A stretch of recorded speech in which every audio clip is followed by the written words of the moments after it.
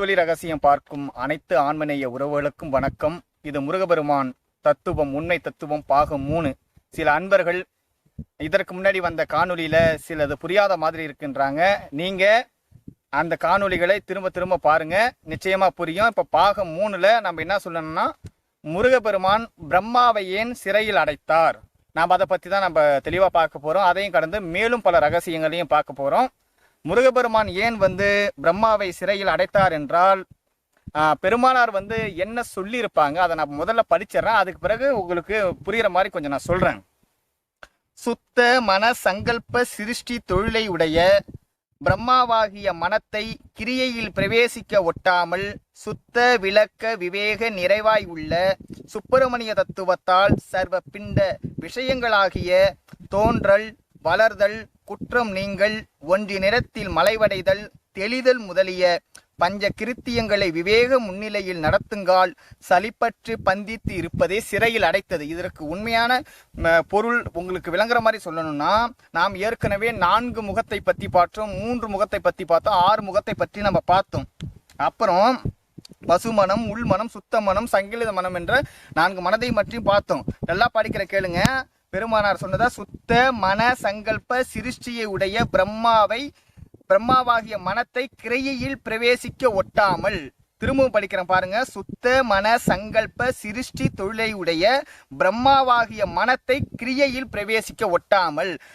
பிரம்மா என்பது கேட்டால் நம்மளுடைய சுத்த மனம், அதையும் கடந்து பதிமனம் அப்படி சொல்லுவாங்க. இதற்கான பொருள் என்னன்னா, நமக்கு பசுமனம் போய் உள்மனம் கடந்து சுத்த மனம் வந்துவிட்டால் நமக்கு படைக்கும் தொழில் ஆற்றலும் வரும். ஆனால் புராணங்களில் என்ன சொன்னார்கள் என்றால், பிரம்மா பிரணவ மந்திரத்தை மறந்ததால் முருகபெருமான் சிறையில் அடைத்தார்கள் சொன்னாங்க. திரும்பவும் அடுத்த லைனை படிக்கிறேன் கேளுங்க. அதே லைனை, சுத்த மன சங்கல்ப சிருஷ்டி தொழிலை உடைய பிரம்மாவாகிய மனத்தை கிரியையில் பிரவேசிக்க ஒட்டாமல். அதாவது சரியை, கிரியை, யோகம், ஞானம் என்னும் படிகளில் கிரியை 2வது படி. அந்த கிரியை என்பது மந்திர படிநிலைகள். அதாவது பிரணவமாகிய ஓங்கார மந்திரம் தான் பெரிய மந்திரம். இப்படி நமக்கு சுத்த மனம் வந்த பிறகு இந்த பிரபஞ்சத்தை மட்டும் காத்து படைத்து இயக்கி கொண்டு இருக்கும் பிரணவ பொருளாகிய ஓங்கார மந்திரமான ஓம் என்ற பொருளை நாம் சிந்திக்க வேண்டும். நமக்கு சுத்த மனம் வந்த பிறகு. அப்படி சுத்த மனம் வந்த போதும் அப்படி சிந்திக்காமல் இந்த அண்ட பிண்ட விஷயங்களில், முக்கியமாக பிண்ட விஷயங்களில் தோன்றல், வளர்தல், குற்றம் நீங்கல், ஒன்றை பார்த்து மலைவடைதல், தெளிதல் முதலிய செய்கையில் நாம் ஈடுபட்டிருந்தால் சுத்த விளக்க விவேக நிறைவாய் உள்ள சுப்பிரமணிய தத்துவத்தால் இந்த சுத்த மனம் மீண்டும் எதையும் நினைக்காதபடி சிறையில் அடைப்பதே பிரம்மாவை சிறையில் அடைத்தது, சிறையில் அடைத்து கொண்டு இருப்பது. முக்கியமா வள்ளல் பெருமான் வரும் வரை பிரணவ மந்திரமே இந்த எல்லா உலகத்திற்கும் மூல மந்திரமாக இருந்தது. பிரணவ மந்திரம்தான் இந்த பிரபஞ்சத்தை படைத்து காத்து இயக்கி கொண்டிருக்கிறது உண்மை, அதில் எள்ளளவும் சந்தேகம் இல்லை. ஆனால் இந்த பிரணவ மந்திரத்தால் இந்த பிரபஞ்சத்தை மட்டுமே இயக்க முடியும் என்பதை நாம் நுட்பமாக விளங்கிக்கணும். ஆனால் எல்லா அண்டங்களையும், எல்லா பூனங்களையும், எல்லா பிரபஞ்சங்களையும், நல்லா கவனிக்கணும் இந்த வார்த்தையை, எல்லா பிரபஞ்சங்களையும், எல்லா பொருள்களையும், எல்லா ஜீவர்களையும், எல்லா ஒழுக்கங்களையும், எல்லா பயன்களையும் அனைத்து காத்து இயக்கி கொண்டு இருக்கிறது ஒரு மந்திரம். அந்த மந்திரம் என்ன என்பதை இதுவரை இந்த உலகிற்கு வெளிப்படாத ஆன்மீக ரகசியம் இதோ பகிரங்கமாய் வெளியானது என்ற தலைப்பில் ஒரு காணொலியை தந்திருப்போம். அதை பார்த்தால் அந்த மகா மந்திரம் என்ன என்பதை நாம் புரிந்து கொள்ளலாம். அடுத்தது, முருகபெருமான் ஈஸ்வரனுக்கே உபதேசம் செய்தார். சுப்பிரமணியன் பெருங்கடவுள், பெரும் கடவுளாக சொல்லப்பட்ட ஈஸ்வரனுக்கு எப்படி முருகபெருமான் உபதேசம் செய்திருக்க முடியும்னு நம்ம பார்த்தோம். ருத்திர தத்துவமாகிய பிரேகர நிலையான காரண தத்துவ முடிவான ஈஸ்வர தத்துவத்தின் இயற்கை ஞானமேறி கிரியை குறைந்திருப்பதால் கிரியாகாரண பூதமாயும் ஞானாகாரண அம்சமாயும் விளங்கும் பிரணவமாகிய உண்மை நிறைவான கிரியையற்ற நிர்விஷய அனுபவ ஈஸ்வர தத்துவத்திற்கு நியதி செய்வது சுத்த விவேக தத்துவ அதிஷ்டாவான சுப்பிரமணியம் என்று தோன்றாதுன்னு சொல்றாங்க. இப்படி பார்த்தா நம்ம என்ன சொல்றோம், நம்மளுக்கு என்ன பேசுறோன்னே புரியல. ஆனா இதை நம்ம ரொம்ப பொறுமையா பார்க்கணும். ருத்திர தத்துவமாகிய ஈஸ்வர தத்துவத்திற்கு ஞானம் ஏறி கிரியை குறைந்திருக்கிறது. அதாவது ஈஸ்வர தத்துவத்தில் இருக்கின்ற ஆன்மாவிற்கு ஞானம் ஏறி கிரியை குறைந்திருக்கிறது. கிரியை என்பது மந்திர படிநிலைகள். அந்த தத்துவங்களில் இருக்கின்ற கடவுளர்கள் இறைவனை மந்திரத்தால் அவர்களை போற்றி புகழ்ந்து உபாசிக்க வேண்டும். அதுதான் ருத்திர தத்துவமாகிய ஈஸ்வர தத்துவத்திற்கு ஞானமேறி கிரியை குறைந்திருக்கிறது. கிரியாகாரண பூதமாயும் ஞானாகாரண அம்சமாயும் விளங்கும் பிரணவமாகிய உண்மை நிறைவை தெரிந்து கொள்ளாது இருந்ததினால் சுத்த அறிவாகிய சுப்பிரமணியம் ஈஸ்வர தத்துவத்தை அடைந்த ஆன்மாக்களுக்கு, நல்லா கவனமா பாருங்க, சுத்த அறிவாகிய சுப்பிரமணியம் ஈஸ்வர தத்துவத்தை அடைந்த ஆன்மாக்களுக்கு நீ ஒன்றும் பெரிய ஆள் கிடையாது, அதிக ஞானம் இருப்பதால் உன்னை பெரிய ஆள் என்று நினைத்துக்க கூடாது. உன்னை விட கிரியாகாரண பூதமாயும் ஞானாகாரண அம்சமாயும் விளங்கும் பிரணவ பொருளாகிய ஓம் என்று ஒன்று இருக்கிறது என்று அந்த ஈஸ்வர தத்துவத்தில் இருக்கும் ஆன்மாக்களுக்கு அப்போது அவர்களுடைய சுத்த அறிவு அவர்களுக்கு ஞாபகப்படுத்திக் கொண்டே இருக்கும். இதுதான் சுப்பிரமணியர் ஈஸ்வரனுக்கு உபதேசம் செய்தார் என்று சொன்னது. இதை பெருமானார் சொன்னது போல திரும்பவும் சொல்கிறேன். ருத்திர தத்துவமாகிய பிரேரக நிலையான காரண தத்துவ முடிவான ஈஸ்வர தத்துவத்தின் இயற்கை ஞானம் ஏறி கிரியை குறைந்திருப்பதால் கிரியாகாரண பூதமாயும் ஞானாகாரண அம்சமாயும் விளங்கும் பிரணவமாகிய உண்மை நிறைவான கிரியையற்ற நிர்விஷய அனுபவம் ஈஸ்வர தத்துவத்திற்கு நியதி செய்வது சுத்த விவேக தத்துவ அதிஷ்டாவான சுப்பிரமணியம் அன்றி தோன்றாது. மேலும் இன்னொன்று என்ன சொல்லியிருப்பாங்கன்னா, முருகப்பெருமான் கங்கையில் உள்ள நாணல் காட்டில் பிறந்து வளர்ந்தார் சொல்றாங்க. கங்கைனா என்ன, அந்த நாணல் காடுனா என்ன என்பதை நம்ம பார்க்க போறோம். ஆன்மாவின் இயற்கை குணம் என்பது தயவுதான். ஆன்மாவின் இயற்கை குணம் தயவு. அந்த தயவுதான் கங்கை. ஆன்மாவின் அனுபவ மத்திய நிலையாகிய சகித்தல் என்னும் சர்வ விஷயங்களிலும், அதாவது நம்மளுடைய இயற்கை குணம் தயவு மட்டும் கிடையாது, சகித்தல், சகிப்பு தன்மையுடன் இருத்தலும் நம்மளுடைய குணம்.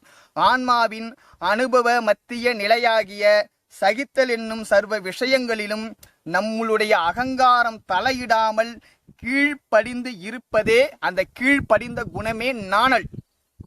இந்த இரண்டின் மத்தியில் அனுபவத்திற்கு இயற்கை விளக்கமாய் விளங்கும் பகுத்தறிவாகிய விவேகம் தோன்றுவதே முருகபெருமான் கங்கையில் உள்ள நாணற்காட்டில் உற்பத்தியானது. நாம் எப்போதெல்லாம் பகுத்தறிவுடனும் விவேகத்துடன் இருக்கிறோமோ அப்போதெல்லாம் சுத்த அறிவாகிய முருகபெருமான் நம்மிடம் தோன்றுகிறார். ஆனால் எப்போதும் நாம் பகுத்தறிவுடனும் விவேகத்துடனும் இருக்க வேண்டும். மேலும் கார்த்திகை பெண்களால் முருகபெருமானுக்கு பால் கொடுத்து வளர்க்கப்பட்டார் என்று சொல்கிறார்கள். உண்மையிலே முருகப்பெருமானுக்கு கார்த்திகை பெண்கள் பால் கொடுத்து வளர்த்தாங்களா அப்படின்னா என்ன என்றதையும் நம்ம இப்ப பார்க்கணும். பெருமானார் சொன்னதை நான் முதல்ல படிக்கிறேன், இல்லைன்னா நான் புரிய வச்சுட்டு அப்புறம் நான் சொல்றேன். விவேக விளக்கும் தோன்றுங்கால் பெண்பாலின் குணமாகிய சமண என்னும் சக்தியின் விளக்கத்தால் இன்பமாகிய அமுதகுரணம் விவேகத்திற்கு ஊட்டுவதே பால் குடித்தல். இப்ப ஏதாவது புரியுதான்னு கேட்டா புரியல. ஆனா நாம பெருமானார் என்ன சொல்றாங்க, கார்த்திகை பெண்களால் முருகப்பெருமானுக்கு பால் கொடுத்து வளர்க்கப்பட்டது என்ன, அதை நாம ரொம்ப ஆழமா இப்ப பார்க்கலாம். நாம் சுத்த அறிவுடனும் இரக்கத்துடனும் விவேகத்துடனும் இருந்தால் நமக்கு அமுதம் சுரக்கும். நம் வாயின் உள்ளே அண்ணாக்கில் ஒரு ஓல்சை வைத்தானே ஆண்டவன், அது நாம் அமுதம் பருகுவதற்கு தான். ஆரம்பத்தில் அருட்சக்தியாகிய இறைவனின் அருளே நமக்கு அமுதம் கொடுக்கும். அதுதான் சுத்த அறிவாகிய சுப்பிரமணியருக்கு கார்த்திகை பெண்கள் பால் கொடுத்தது. திரும்பவும் படிக்கிறேன் கேளுங்க. இப்படியெல்லாம் விவேக விளக்கம் தோன்றுங்கால் பெண்பாலின் குணமாகிய சமண என்னும் சக்தியின் விளக்கத்தால் இன்பமாகிய அமுதகிரணம் விவேகத்திற்கு ஊட்டுவதே பால் கொடுத்தல். ஆமாம், இப்படியெல்லாம் உபாசிக்கின்றவர்களுக்கு தத்துவநாமம் கெடாமல் அருட்சக்தி தோன்ற கிருத்திகையையும், முருகப்பெருமானுக்கு கிருத்திகை விரதம் எடுப்பாங்க தெரியுமா, அதுக்கு பிறகு அவருடைய விசாக திருவிழா எடுப்போம், அதுக்கு பிறகு இன்னும் அவருக்கு செவ்வாய் விரதம் நம்ம பிடிப்போம். அதுக்கெல்லாம் என்ன காரணம்னு பெருமானார் சொல்றாங்க. இப்படியெல்லாம் உபாசிக்கின்றவர்களுக்கு தத்துவ நாமம் கெடாமல் அருட்சக்தி தோன்ற கிருத்திகையையும் வேதாந்த விளக்கத்திற்கு விசாகத்தையும் சதா சுபத்தை குறிக்க செவ்வாயையும், 6 குறியை குறிக்க சஷ்டியையும், ஞான நிறைவை குறிக்க தைப்பூசத்தையும் சுட்டி காட்டினார்கள். தத்துவங்களை கையில் எடுத்து ஆடுவதான போதமென்னும் கையால் விஷய பலத்தை தத்துவமாகிய காவடியில் கட்டி தானாகிய தோளில் ஏற்று தான் கட்டு தான் அவனாகி போத வடிவனாய் சங்கல்ப தீவிரனாய் சுப்பிரமணிய தத்துவமாய் விளங்கும் திருவுருவம் என்னும் விஷயாபாவ நியாயமே காவடி எடுத்து ஆடுவது. காவடி எடுத்து ஆடுவதுனா என்னன்னு நல்லா தெளிவாக புரிஞ்சுக்கணும். நம்மளுடைய தத்துவங்களை வெளியில் கொண்டு வந்து அதை நம்ம ஆட்டம் போட்டு காட்டுவது. ஒன்னால் இதற்கு பிறகு என்னை எதுவும் செய்ய முடியாது, நான் சுப்பிரமணிய தத்துவத்தை வென்று விட்டேன், அதாவது சுத்த அறிவிற்கு வந்து விட்டேன், எனது அக்கிரமத்தில் செல்கின்ற தத்துவங்களை என்னால் கண்டிக்க முடியும் என்று காட்டுவதை காவடி எடுத்து ஆடுவது. சுத்த வைராக்கிய நிச்சய சிவபோதமே இடும்பனாயும் குறிக்கப்படுகின்றன. இருதயாகாச ஷட்கோண வடிவமே எந்திரமாய், அதன் அங்க வேறுபாடே 40 கோணமாய், உபாங்கமே நவகண்டமாய், உண்மையே சகரமாய், விஷய நீக்கமே ரகரமாய், நித்திய திருப்பதியே வகரமாய், நிர்விஷயமே நகரமாய், பாவ நீக்க ஏதுவே பகரமாய், ஆன்ம இயற்கை குணமே வகரமாய் விளங்குவதே 6 எழுத்தாகிய சரவணபவ மந்திரத்தின் உண்மை விளக்கம். எப்படி என்றால், உண்மையே சகரம், விஷய நீக்கமே ரகரம், நித்திய திருப்பதியே வகரம், நிர்விஷயமே நகரம், பாவ நீக்கமே பகரம், ஆன்ம இயற்கை குணமே வகரம், அதுவே சரவண பவ. மேலும் நமது உடலில் உள்ள இருதய ஸ்தானமே கோயிலாய், மாயா விசித்திரமே மயிலாய், தொப்புளின் அந்தமே பலிபீடமாய், உண்ணாவின் மேல் அந்தமே கொடி மரமாய், பஞ்ச கோஷங்களே பிரகாரமாய், முக்குணங்களே வில்வ மரமாய், ஆன்ம தயையே தாடகமாய், வாயே வாசலாய், அனுபவ நிலையே கோபுரமாய் விதிக்கப்பட்டிருக்கின்றன.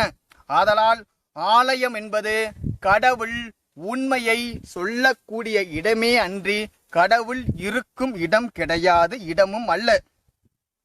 ஞானிகள் கடவுளை எங்கும் உபசரிப்பார்கள் என்றும், யோகிகள் இருதயத்தில் உபசரிப்பார்கள் என்றும், கர்மகாண்டிகள் அக்கினியில் உபசரிப்பார்கள் என்றும், பக்தி காண்டிகள் விக்கிரகத்தில் உபசரிப்பார்கள் என்றும் விதித்திருக்கின்றது. அதற்கு ஒத்த வண்ணம் தத்துவ விசாரத்தையே ஆலயமாக்கினார்கள். ஆலயத்தில் காட்டப்படும் தத்துவ சிலையின் பால் பாசங்களில் செல்லும் ஆன்மாக்களை, பாசம் என்பது உலகியல் பற்றுகள், ஆலயத்தில் காட்டப்படும் தத்துவ சிலையின்பால் பாசங்களில் செல்லும் ஆன்மாக்களை சிவபாசத்தில் பாச நூலை கொண்டு அழுத்தி பசு நூலை கொண்டு மேற்குறித்த தந்திர மந்திர கலைகளை குரு மூலமாய் உபதேசக கலையால் விளக்கி காண்ட திரியத்தால் நிலைக்க பண்ணி பதிநூலால் அறிவை விளக்கி அனுபவ நூலால் சமாதியை தெரிவித்தார்கள். முருகபெருமான் தத்துவத்தை நாம் என்ன அடைந்தாலும் என்ன கடந்தாலும் அது எங்கு சென்று முடியும் என்றால் சமாதி நிலையை கொண்டு சென்று முடியும். ஏனென்றால் அருணகிரிநாதரும் சமாதிதான் அடைந்தார், நக்கீரரும் சமாதிதான் அடைந்தார், குமரகுருபரும் சமாதிதான் அடைந்தார். ஆனால் ஒன்றை மட்டும் நாம் தெளிவாக புரிஞ்சுக்கணும், இந்த சமாதி பழக்கம் எல்லாம் பெருமானார் வரும் வரை மட்டும்தான். அவர் வந்த பிறகு சமாதி பழக்கம் கிடையாது. ஏனென்றால் சமாதி பழக்கம் பழக்கமல்ல, சகஜ பழக்கமே பழக்கம் என்றார். சுத்த சன்மார்க்கம் என்பது தியானம் தவம் யோகம் செய்து சமாதி அடைந்து ஏதே ஒரு சிவ வெளிக்குள் அடங்கி ஒடுங்கி போவதல்ல, கடவுளின் நிலை அறிந்து அம்மயம் ஆதலே சுத்த சன்மார்க்கம். சரி, நம்ம கதைக்கு வருவோம். அனுபவ நூலால் சமாதியை தெரிவித்தார்கள். இவற்றை ஜீவர்களாகிய நாம் மறக்காமல் இருக்க மானை காட்டி மானை பிடிப்பது போல், கொக்கை காட்டி கொக்கை பிடிப்பது போல் ஆலயத்தில் மூர்த்தியாகிய முருகப்பெருமானை தத்துவ உருவம் என்று விளக்கி காட்ட அர்ச்சக உருவமான ஆசாரியன் நமது அறிவாகிய கற்பூரத்தில் சுப்பிரமணிய உண்மையாகிய விளக்கம் என்னும் பிரகாசத்தை கொண்டு அசுத்த விஷய முதலிய எண்ணங்கள் நம்மளுடைய பொறிகளுக்கு புலப்படாமல் இருக்க உண்மை நாத குறியாகிய மணி ஒளிவுடனே தரிசிப்பிக்க செய்தும் வேறு பாரக்கென்றி ததாகாரமாய் நிற்க நமது தரத்திற்கு ஒத்த உபாசாதிரியர்களால் வழிபட செய்தும் தத்தப்பல உடைய உத்தமர்களுக்கு அன்ன விநியோகம் செய்வது மார்க்கம் என்று நமக்கு சித்தாந்தம் பண்ணினார்கள். இவ்வண்ணமாய் அனாதி தொற்று இன்று வரை சென்ற நாட்களில் உள்ள அருணகிரிநாதர், குமரகுருபரர், நக்கீரர் முதலிய மகான்கள் தொண்டு செய்து உத்தம ஞானிகளாய் நித்திய முத்தர்களாய் இன்றும் விளங்கி கொண்டு இருக்கிறார்கள். இவர்களைப் போலவே நாமும் சுப்பிரமணிய தத்துவத்தை உண்மையாக புரிந்து கொண்டு உத்தம ஞானிகளாகவும் நித்திய முத்தர்களாகவும் மேலே ஏற வேண்டும். இதை விட்டுவிட்டு போட்டோவில் பார்ப்பது போலவும் சினிமாவில் பார்ப்பது போலவும் நமக்கு ஒரு துன்பம் என்றால் விண்ணுலகில் இருந்து முருகப்பெருமான் மயிலில் வருவார் என்று நாம் எதிர்பார்க்க கூடாது.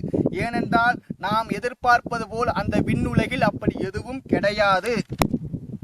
முருகப்பெருமான் பிண்ட தத்துவம் மட்டுமே, அண்ட தத்துவம் கிடையாது. ஐவராதிகள் தத்துவங்களாக இருக்கிறார்கள். முருகப்பெருமான் தத்துவ விளக்கமாக மட்டுமே இருக்கிறார். இதையும் தாண்டி வள்ளல் பெருமானுக்கு முருகப்பெருமான் காட்சி கொடுத்தார்கள் என்று இன்னமும் பேசுகிறார்கள், பேசிக்கொண்டு இருக்கிறார்கள். அது அகக்காட்சி அன்றி புறக்காட்சி அல்ல. இப்படிப்பட்ட சுப்பிரமணிய தத்துவ ரகசியத்தை நமக்கு சொன்னதே வள்ளல் பெருமான் தான். அதை நாம தெளிவா புரிஞ்சுக்கணும். மயில் என்பது மாயை என்பது நமக்கு தெரியும். வள்ளல் பெருமான் 25 வயதிற்கு உள்ளாகவே மாயையை வென்று சுப்பிரமணிய தத்துவத்தையும் வென்று விட்டார். துன்று மல வெம்மாயை அற்று வெளிக்குள் வெளி கடந்து சும்மா இருக்கும் சுகம் என்று நம்மையும் அழைத்தவர் வள்ளல் பெருமான். வள்ளல் பெருமான் சுப்பிரமணிய தத்துவத்தை மட்டும் கடந்தவர் கிடையாது. பிரம்மா, விஷ்ணு, ருத்திரன், மகேஸ்வரன், சதாசிவம் என்னும் ஐவராதிகளையும் வென்றவர். இந்த ஐவராதிகள் அனைவரும் ஐந்தொழில் புரிபவர் என்று நமக்கு தெரியும். வள்ளல் பெருமான் ஒரு இடத்தில் சொல்கிறார், என்னுடைய கடைக்கண் பார்வையால் பஞ்ச கருத்தாக்கள் தங்கள் தங்கள் தொழிலை நடத்தி கொண்டு இருக்கிறார்கள் என்கிறார். ஆனால் பெருமானார் இதையும் கடந்து இந்த ஐவராதிகளையும் ஆட்டி வைக்கும் விந்து, நாதம், பரவிந்து, பரநாதம், அபரவிந்து, அபரநாதத்தையும் கடந்தவர். ஒரு பாடலில் பெருமானார் சொல்கிறார், தடையுரா பிரம்மன், விண்டு, ருத்திரன், மாயேச்சுரன், சதாசிவன், விந்து, நடையுரா பிரம்மம், உயர்பரா சக்தி, நவில் பர சிவம் என்னும் இவர்கள். இந்த வார்த்தைய ஆன்மநேய உறவுகளே நல்லா கவனிங்க. தடையுரா பிரம்மன், விண்டு, ருத்திரன், மாயேச்சுரன், சதாசிவன், விந்து, நடையுரா பிரம்மம், உயர்பராசக்தி, நவில் பர சிவம் என்னும் இவர்கள் இடையுறா திரு சிற்றம்பலத்தாடும் இடதுகால் கடைவிரல் நகத்தின் கடையுறு துகள் என்று அறிந்தனன், அதர்மேற் கண்டனன் திருவடி நிலையை என்று பாடுகிறார். இப்படிப்பட்ட இந்த உயர் பராசக்தி, நவில் பரசிவம் முதலான கடவுளர்கள் கூட கனவில் கூட இதுவரை பார்க்காத திக்ராந்தம், அதிக்ராந்தம், சம்மௌனம், சுத்தம், அதீதம் போன்ற வெளிகளை கடந்து அருட்பெரும் ஜோதியாக வள்ளல் பெருமான் திகழ்ந்து கொண்டிருக்கிறார். இன்னமும் பெருமானாரை சைவ சமயத்தின் உள்ளே வைக்க முயற்சி செய்வதும் முருகப்பெருமான் சமயமான கௌமார சமயத்தில் வைத்து பார்ப்பதும் அறியாமையின் உச்சமாக தான் பார்க்க வேண்டும். அப்புறம் இன்னும் ஒரு ரொம்ப முக்கியமான விஷயம், ரொம்ப காலமா ஒரு குழப்பத்தை ஏற்படுத்திக்கிட்டு இருக்கிற விஷயம். அதாவது சுப்பிரமணிய ஞானத்தை தந்த மகான் சுப்பிரமணியர் தான் தமிழ் கடவுளாக சொல்லப்பட்ட முருகப்பெருமான் என்று பல அன்பர்கள் நினைத்து கொண்டு இருக்கிறார்கள். மகான் சுப்பிரமணியர் என்பவர் நக்கீரர், குமரகுருபரர், அருணகிரிநாதருக்கு முன்பாகவே சுப்பிரமணிய தத்துவத்தை கடந்தவர் மகான் சுப்பிரமணியர். மகான் சுப்பிரமணியர் ஒரு பாடலில் சொல்லுவார், புறவன் ஞானும் வள்ளி என்னும் தேவிக்கு மணாளன் ஆனேன் என்றார். வள்ளி என்பது சுத்த மனம் என்பது நமக்கு தெரியும். வள்ளல் பெருமான் மட்டுமல்ல, எல்லா மகான்களும் இந்த மனதை அடக்கி அதை தோழியாக்கி வைத்திருப்பார்கள். வள்ளல் பெருமான் பல பாடல்களில் அந்த மனதை தோழியாக்கி பாடியிருப்பார். அதுதான் மகான் சுப்பிரமணியர் சொன்னது, குறவன் எனும் நானும் வள்ளி என்னும் தேவிக்கு மணாளன் ஆனேன். வள்ளி என்பது சுத்த மனம், சுத்த மனம் அவருக்கு தோழியாகி விட்டது. மகான் சுப்பிரமணிய தத்துவத்தை மட்டும் வென்றவர் கிடையாது. மகான் சுப்பிரமணியர் பராபர சிவத்தின் எல்லையை கடந்து சென்றவர். மகான் சுப்பிரமணியர் மிகப்பெரிய நிலையடைந்த சுத்த ஞானி, சித்தருக்கெல்லாம் ஆதி குருவானவர். ஆனால் இவராலும் பராபர சிவத்தின் எல்லையை கடக்க முடியவில்லை. சில அன்பர்கள் இவர் சாகாவரத்தை பெற்றவர் என்று சொல்கிறார்கள். சித்தர்களுக்கெல்லாம் ஆதி குருவான சுத்த ஞானி அருபவெளி ஒளிதேகம் பெற்ற மகான் சுப்பிரமணியர் தன்னுடைய சுப்பிரமணிய ஞானத்தின் மூலம் அகத்தியருக்கு போதிக்கிறார். அகத்தியனாகிய நீயும் சுப்பிரமணியனாகிய ஞானும் அகண்ட பரிபொருளான பராபரை சிவமும் 100வது சதுர யுகத்தில் மாண்டு போய்விடுவோம் என்று குறிப்பிடுகிறார். சாகாவரத்தை பெற்றவர் வள்ளல் பெருமான் ஒருவர் மட்டுமே. ஏனென்றால் வள்ளல் பெருமான் சொல்றாங்க, நோவாது நோன்பு எனைப்போல் நோன்றவரும் சாவாவரம் எனைப்போல் சார்ந்தவரும் தேவானின் பேரருளை எனைப்போல் பெற்றவரும் எவ்வுலகில் யார் உலா, நீ சற்றே அறின்னு சொல்லிட்டு இறைவனுக்கு சவால் விட்டு காட்டுறாரு. அதனால் நம் ஆண்மநேய உறவுகள் தெளிவு பெற்று கொள்ள வேண்டும். எப்படி முருகபெருமான் பிண்ட தத்துவ விளக்கமோ அதுபோல விநாயக பெருமானும் பிண்ட தத்துவ விளக்கம் மட்டும்தான், அண்ட தத்துவம் கிடையாது. முருகபெருமான் நம் உடலில் எங்கு இருந்தார் என்று எங்கு இருக்கிறார் என்று பார்த்தோம். இப்ப விநாயக பெருமான் நம் உடலில் எங்கு இருக்கிறார் என்பதை பார்ப்போம். நம்முடைய குண்டலினி வட்ட நரம்பின் அடியில் 2 நரம்பு உண்டு. வலத்தில் 5 கவருடைய தலையாயும் இடத்தில் 6 கவருடைய தலையாயும் நிற்கின்றன. இந்த 5 கவருடைய தலையை தான் நமது முன்னோர்கள் 5 கரத்தனை ஞானை முகத்தனை இந்திரம் பிறைபோலும் எய்ச்சனை நந்தி மகஞ்சனை ஞான கொழுந்தினை புந்தியில் வைத்தடி போற்றுகின்றன என்று பாடினார்கள். கணபதி என்றும் இடத்தில் உள்ளது சுப்பிரமணியர் என்றும் சொல்லப்பட்டது. மேற்படி 5 கவருடைய நரம்பிற்கு கீழ் நோக்கி கிருஷ்ண வண்ணமாய் இருக்கும், அதாவது நீல நிறமாய் இருக்கும். இந்த நரம்பு இடைவிடாது அசைந்து கொண்டிருக்கும். இந்த அசைவால் அக்கினி பைக்கு ஆதாரம் உண்டாவதால் இதற்கு கணபதி என்று பெயர். மேற்படி 5 கவருடைய நாடிக்கு இடம் வளம் இரண்டிலும் சித்தி தத்துவம் புத்தி தத்துவம் உண்டு. இதைதான் அத்தி முகத்தனே 5 கரத்தனே சித்தி புத்தி விநாயக பெருமானை சித்தி புத்தி என்ற 2 மனைவியும் இருக்கிறது என்று இந்த தத்துவத்தை புரியாமல் தான் பேசிக்கொண்டு இருக்கிறார்கள். வள்ளல் பெருமான் தெளிவா சொல்றாங்க. மேற்படி இந்த 5 கவருடைய நாடிக்கு இடம் வளம் இரண்டிலும் சித்தி தத்துவம் புத்தி தத்துவம் உண்டு. இதைதான் அத்தி முகத்தனே 5 கரத்தனே சித்தி புத்தி விநாயக பெருமானை பாடினார் என்று பார்த்தோம். மேற்படி 6 கவருடைய நாடிக்கு கீழ் அனந்த வண்ணமான ஒரு நாடி உண்டு. இதற்கு மயூரம் என்று பெயர். இந்த நாடியின் அசைவால் 72,000 நாடியும் அக்கிரமமின்றி நிலை பெறுகின்ற படியால் இதற்கு சேனாதிபதி என்றும் பெயர். மேலும் வலது புறத்து நாடிக்கு 62 மாத்திரையும் இடது புறத்து நாடிக்கு 40 மாத்திரையையும் அளவு வித்தியாசம் இருப்பதால் முருகப்பெருமானையும் விநாயகப் பெருமானையும் சகோதரர்களாக சொல்வதுமின்றி மேற்படி ருத்திரனின் அம்சமாகவே சொன்னார்கள் சொல்லப்பட்டது. இதுபோலவே திருவிளையாடல் மகாபாரதம் ராமாயணமும் ஒரு தத்துவம் என்பதுதான் அமைத்துக் கொள்க என்கிறார் பெருமானார். ஒருவாறு கணபதி சுப்பிரமணிய சாமிகளும் தத்துவங்களே தவிர வேறில்லை. புராணங்களில் இருப்பதெல்லாம் தத்துவ சம்காரமே. இதனது உண்மை சுத்த சன்மார்க்கத்தில் விவரமாய் வெளியாகும் என்றார் பெருமானார். இப்ப விவரமா வெளியாச்சா? மிக்க மகிழ்ச்சி. இன்னும் ஒரு சின்ன குழப்பம் இருக்குது. 5000 வருடமாய் இந்த உலகை தனது சங்கல்ப விகற்பங்களால் ஆட்டி வைத்த கலிப்புருஷனை முருகபெருமானின் சீடர் என்றும் கலிப்புருஷன்தான் முருகபெருமான் என்று ஆன்ம விளக்கம் இல்லாத சிலர் பேசிக்கொண்டு இருக்கிறார்கள். முருகபெருமான் பிண்ட தத்துவ விளக்க மட்டுமே, அதாவது உடல் தத்துவ விளக்க மட்டுமே என்று நமக்கெல்லாம் தெரிந்ததுதான். அதனால் இந்த போலிகளை நம்பி யாரும் ஏமாற வேண்டாம் என்று கேட்டுக்கொள்கிறோம். மேலும் இனிமேல் கலிபுருஷனின் செயலும் நடக்காது, கருமசித்தனின் செயலும் நடக்காது என்பதையும் திருவருள் சம்மதத்தால் தெரிவித்துக் கொள்கிறோம். ஞானசித்தனின் செயல் மட்டுமே நடக்கும் என்று துணிந்து அறிவிக்கிறோம். இந்த செய்தியை பார்த்து மகிழ்ந்த நமது ஆன்மநேய உறவுகள் அனைவருக்கும் எங்களுடைய மனமான நன்றியை தெரிவித்துக் கொள்கிறோம். திருச்சிற்றம்பலம். சுப்பிரமணியம் முற்றிற்று. அருட்பெரும் ஜோதி அருட்பெரும் ஜோதி தனிப்பெரும் கருணை அருட்பெரும் ஜோதி. எல்லா உயிர்களும் இன்புற்று வாழ்க. கொல்லா விரதம் குவளையமெல்லாம் ஓங்குக. சுத்த சன்மார்க்கம் எல்லா உலகம் தழைக்க.